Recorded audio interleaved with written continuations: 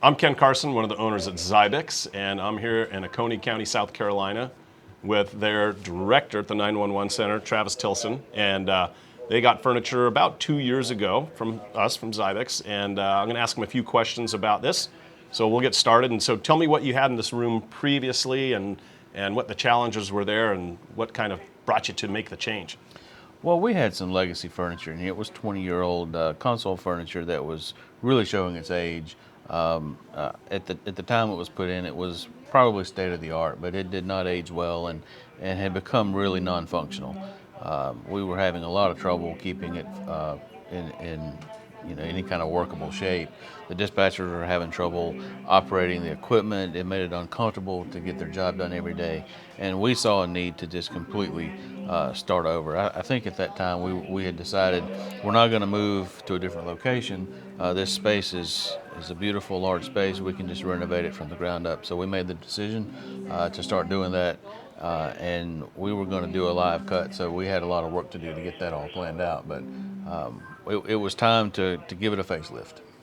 So tell me about the live cut then, because those are always challenging. And we did an interview in York County, Virginia, and they said a live cut's a lot of fun, and you did that with a little tongue-in-cheek there. Right. So what's the trick to make a live cut go over well? Because it looks like you got new carpet, a complete update here. We did. The first trick to getting that done is having a great team behind you internally, and we're fortunate to have that here. We have a team here that's able to adapt quickly, and we've got some really smart people that helped me plan it. But literally, what we did is we cut the room into two halves, and we destroyed half of the PSAP while keeping the other half functional. And basically, we did like the Xybix install was done in two phases, and we planned that from the beginning. So once we knew that that's how we were going to do it, we told every contractor and every vendor that we worked with the plan, and we were able to start that from the beginning. So it was challenging, but I felt like it worked really well once we had a good plan in place, and all of the vendors were able to step up and get that done for us. So tell me how you got the funding for this project. I see lots of different ways for that to happen depending on the state, but here in South Carolina, what's the trick to get funding for something like this? Well, when you want to fund almost anything to do with 911, as long as it directly connects with the ability to answer a 911 call or locate a caller, there's surcharge funding available, which is collected from the citizens. So it's a different form of tax money, but we're able to identify that up front and be able to reserve that money. What we do here is we reserve that money for projects just like this. We know 3 to 5 years out what our plan is going to be, and we start budgeting for it early. So budgeting early is the trick.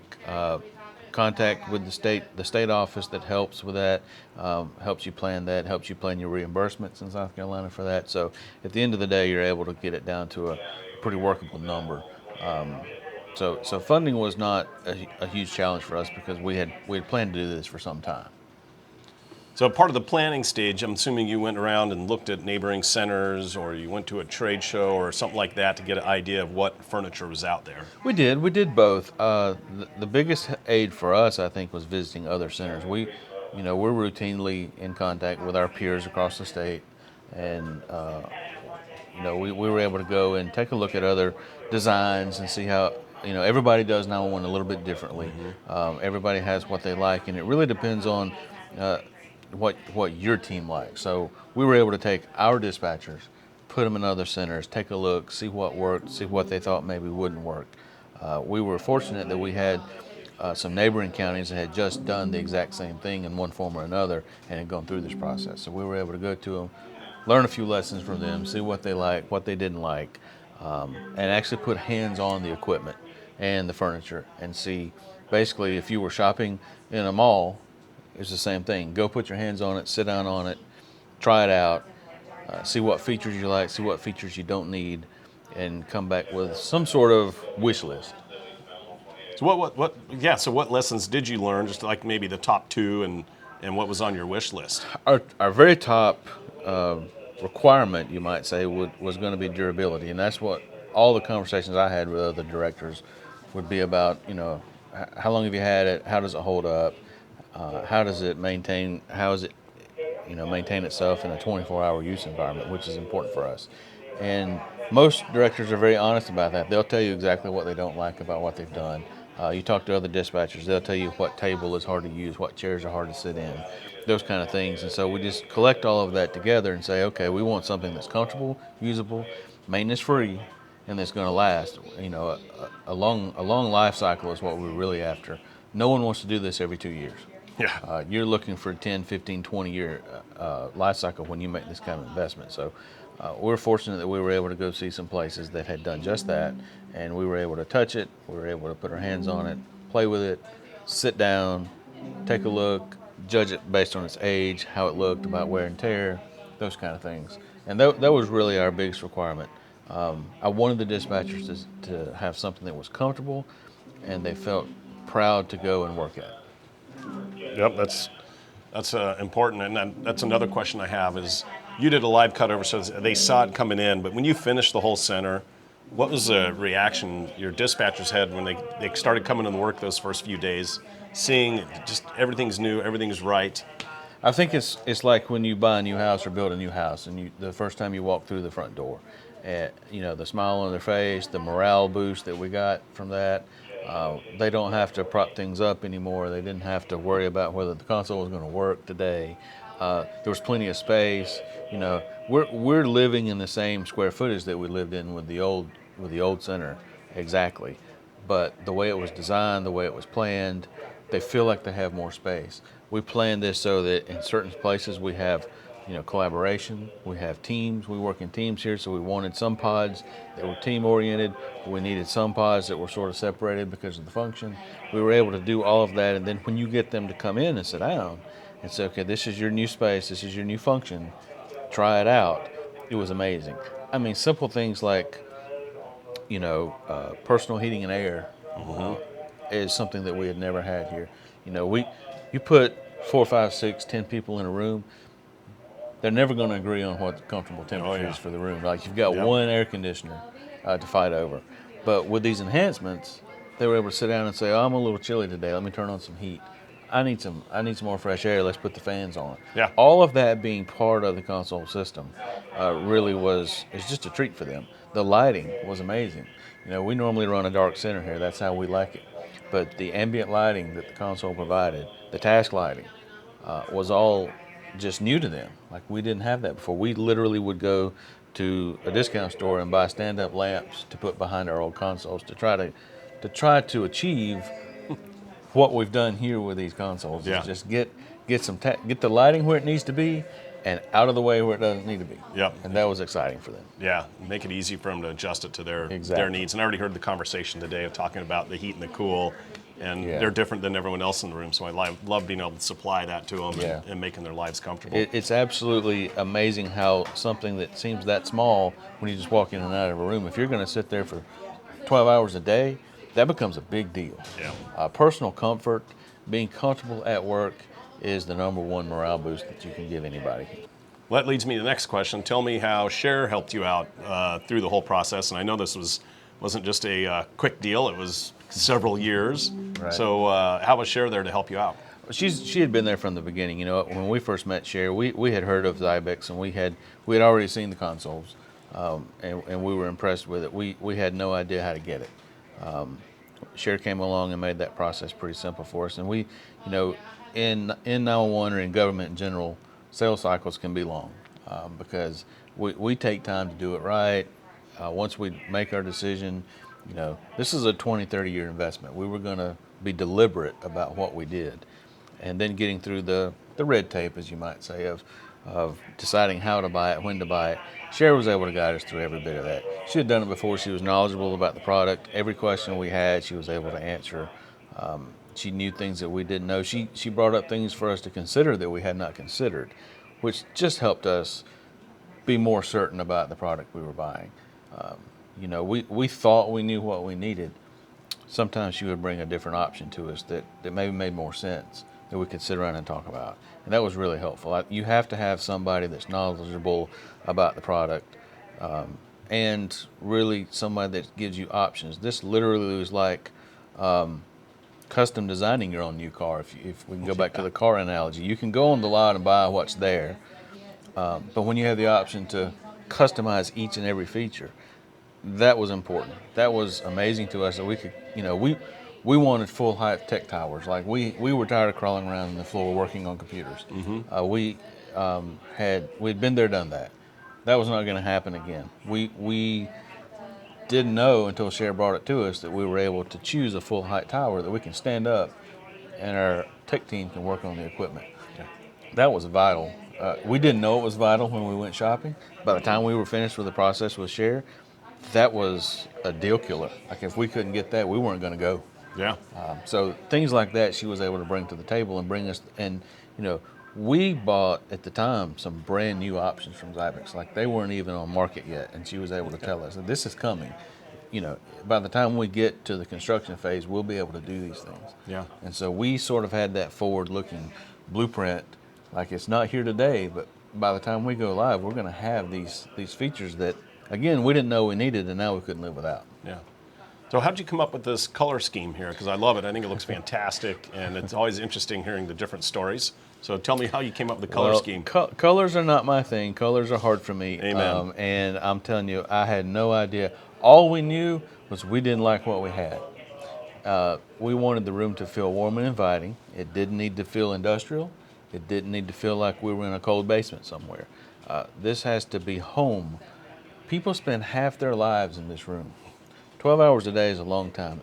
If it's not comfortable and soothing and relaxing, at some point, it just becomes unbearable. So we didn't know what was out there. We just said we don't want any more gray metal. And so Cher was able to provide us with countless options. And going through those options was going to be daunting for us. Luckily, I let my team do it. We just turned it over to the team. We said, hey, let's spend some time, look through the different options. You guys pick something that goes together. The interior designers at Xybix were able to help us with, mix and match what they thought would look good. We reviewed it. We said, yeah, this looks good. We had to pair it up with the carpet, with the paint on the walls. Everything was deliberate, but we let our team do it. I don't sit out here every day. I have an office. I walk through. They're here all day. We wanted to be sure it was something they enjoyed. So that was really our process. And once they picked out what went together, we sent it up to Cher and said, hey, run this by the team. Can y'all build this? And when the answer was yes, we nailed it down. So you worked with a designer from Xybix, and they helped you through the whole process too. It sounds like you kind of just explained that and coming up with the layout. Do you remember how many revisions you had and how much back and forth? Because that's so important. And we get some centers that are like, oh no, I don't want to waste your guys' time. Let's just do one and we'll be good. And I'm like, no, this is what matters. Getting your layout right, super important. I don't remember the number, but I'm telling you, we probably did 9 or 10 revisions at least, because there were a lot of things that we didn't know we needed to consider. We knew we wanted it to be more functional. The way the room was laid out in the beginning was not functional. People were having to look over a wall to communicate. Everything felt disconnected and backwards. And our whole goal was to unify the room in a sort of a team stance. So we didn't know how to do that. We just knew that we had this much space. We had to do it one half at a time, which was a challenge. If we could have just came in and completely gutted the room, that would have been a different process for us. Yeah. But we knew we had to keep one half of this center alive while we did another. So with that constraint in mind, Cher was able to get her designers involved, and they would send us a draft. We would look at it, we would mark it up. We would say, yeah, this looks great. Yeah, this doesn't make sense. Turn this around. Make this a 90 degree. Everything we wanted we want everything to have curves on our table. So we said, let's put a curve here and an arc here. Let's put a pod here. Let's make big, comfortable pods, but also have places for people to work individually if the task that we're doing that day needs it. So with all that in mind, we didn't take into account ADA compliance, which your designers did. So they would bring us back a draft that says we can move this here. We need to maintain at least this much space here. We wanted the Lazy Susans in the middle. So we said, let's go back and design around that. We wanted a central place where, food and beverage and things like that, we don't want them on the consoles. Mm-hmm. Put that somewhere else. Cher brought us the option of the Lazy Susan. Put it in the middle of the pod. Have them put their drink there. I mean, if we spill it there, nothing's destroyed, right? So we put all those things in place. But after, we deliberately went through different 9 or 10 iterations of this because we only get one shot at doing this. Mm-hmm. If the design is bad, The install will be bad, and we're living with it. That's what happened the first time. We're not going to do that again. We showed our team the design. Does this make sense? Can we work in this with this configuration? Once we got it nailed down, the design was so meticulous that I feel like we got exactly what we designed when it was installed. The install was perfect because the plan was perfect. Good, good. So what advice would you have for another 911 center out there that's at that phase where they're like, we're ready? The best advice I would give is be deliberate, take your time, study your options, never go with the first thought or idea. Sherry would kill me for this, but we took 3 years for a reason. We literally wanted this to be the last time we did this for a long time. Yeah.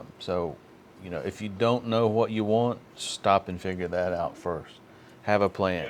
I'm telling you, they can fit it if you can think about it.